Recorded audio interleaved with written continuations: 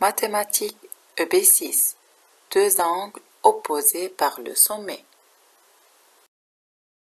Bonjour, dans cette vidéo, on va expliquer les caractéristiques des deux angles opposés par le sommet. Mais tout d'abord, on va se rappeler de deux angles adjacents. Les deux droites XY et ZT sont séquentes en haut. Elles forment quatre angles. Le premier angle YOT, le deuxième angle YOZ, troisième angle ZOX, quatrième angle XOT. Peux-tu nommer deux angles adjacents dans cette figure? Bien sûr, oui. Il y a plusieurs paires d'angles adjacents. ZOY et YOT sont deux angles adjacents puisqu'ils ont un même sommet O, un côté commun OY et sont situés de part et d'autre de leur côté commun. Deuxième paire d'angles adjacents, YOT et TOX. Troisième paire d'angles adjacentes, TOX et XOZ.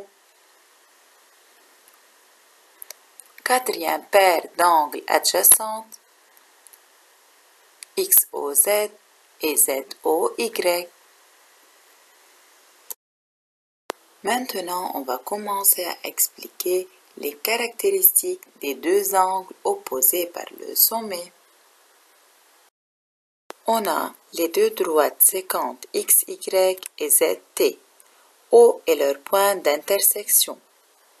Commençons les deux angles XOZ et YOT.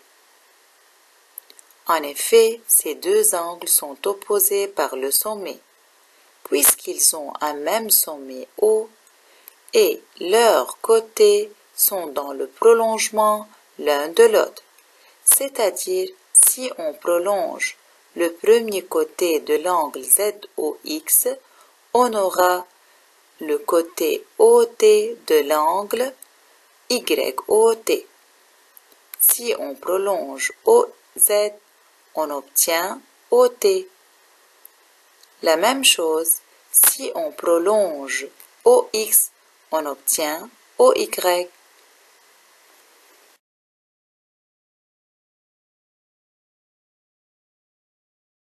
Est-ce qu'il y a d'autres paires d'angles opposés par le sommet dans cette figure? Oui, ZOY et XOT sont deux angles opposés par le sommet, puisqu'ils ont un même sommet O et leurs côtés sont dans le prolongement l'un de l'autre.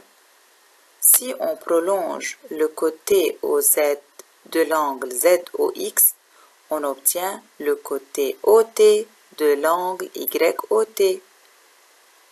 Encore, si on prolonge OX, on obtient OY. Maintenant, nous allons identifier les deux caractéristiques des deux angles opposés par le sommet. Première caractéristique. Qui dit deux angles opposés par le sommet, dit même sommet.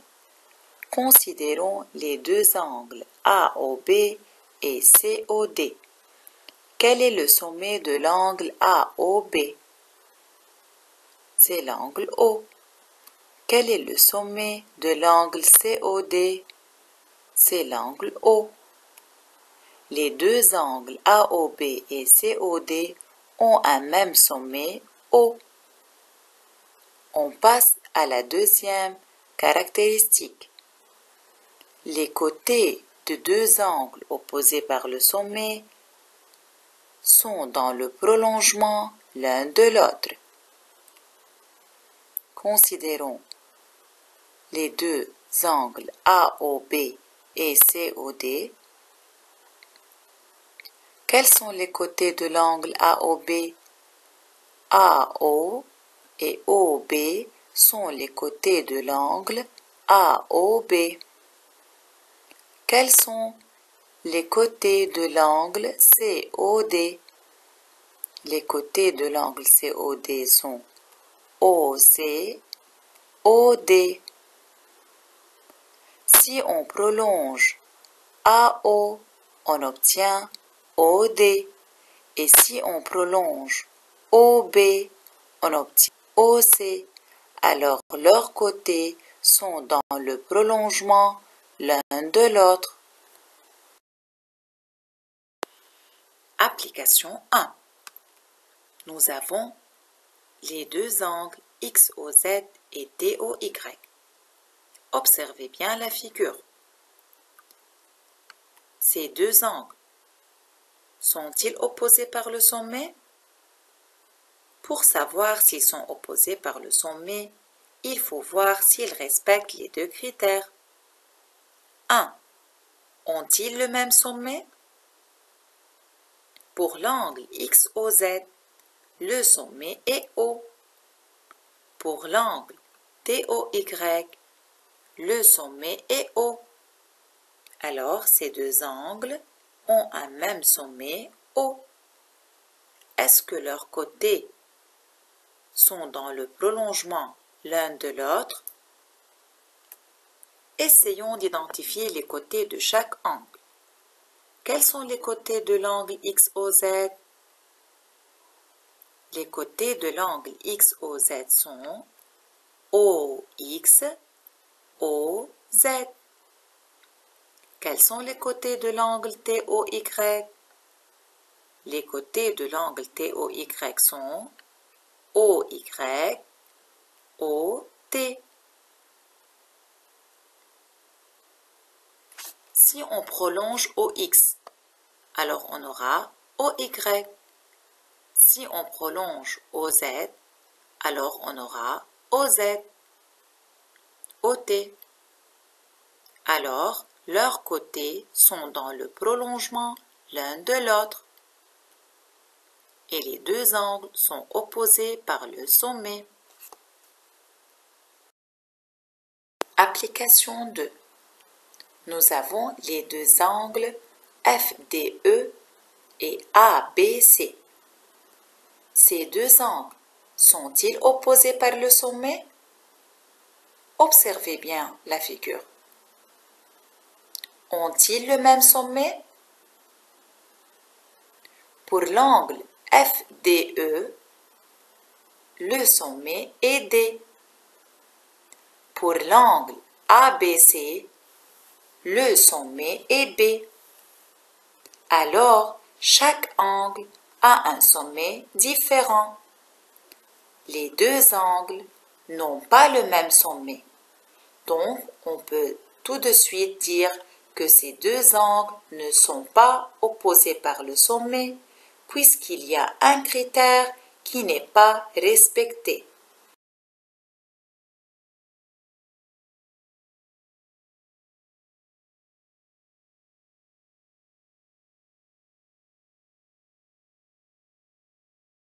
Application 3. Nous avons les deux angles DOB et AOE. Observez bien la figure. Ces deux angles sont-ils opposés par le sommet?